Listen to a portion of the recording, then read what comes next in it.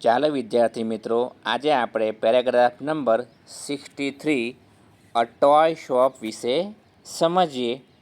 તો સૌથી પહેલાં આપણે એના સ્પેલિંગો જોઈએ. તો પ્રથમ છે ટોય. ટોય એટલે રમકડું. બર્ડ્સ. બર્ડ્સ એટલે પક્ષીઓ. એનિમલ્સ. એનિમલ્સ એટલે પ્રાણીઓ. પેરોટ્સ. પેરોટ્સ એટલે પોપટ. એલિફન્ટ્સ. એલિફન્ટ્સ એટલે હાથીઓ. મંકીઝ. મંકીઝ એટલે વાંદરા. Teddy Beers. ટેડી બિયર્સ એટલે રીંછ. ડોગ્સ. ડોગ્સ એટલે કૂતરા. લવલી.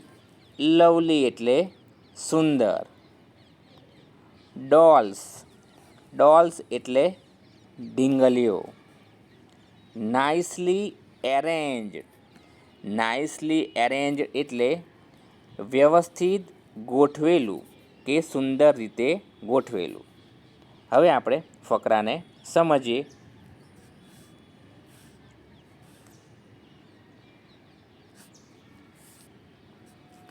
નંબર 63 અ ટોય શોપ એટલે કે રમકડાની દુકાન. This is a toy shop. આ રમકડાની દુકાન છે.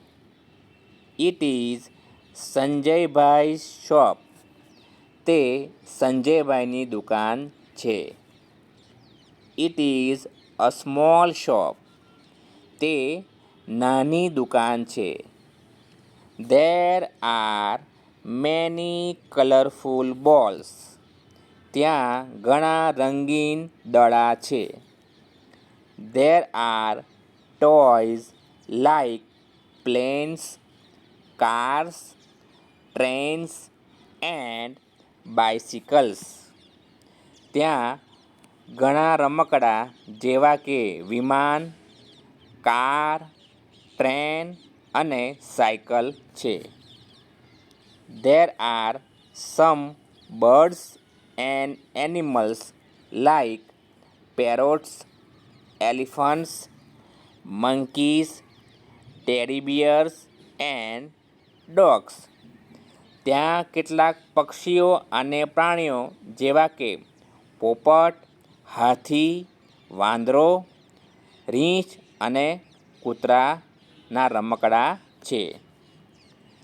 There are lovely dolls too. ત્યાં સુંદર ઢીંગલીઓ પણ છે.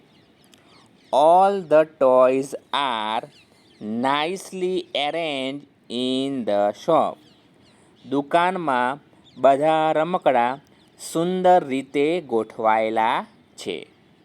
તો આ રીતે તમે ફકરાનું વાંચન કરી શકો.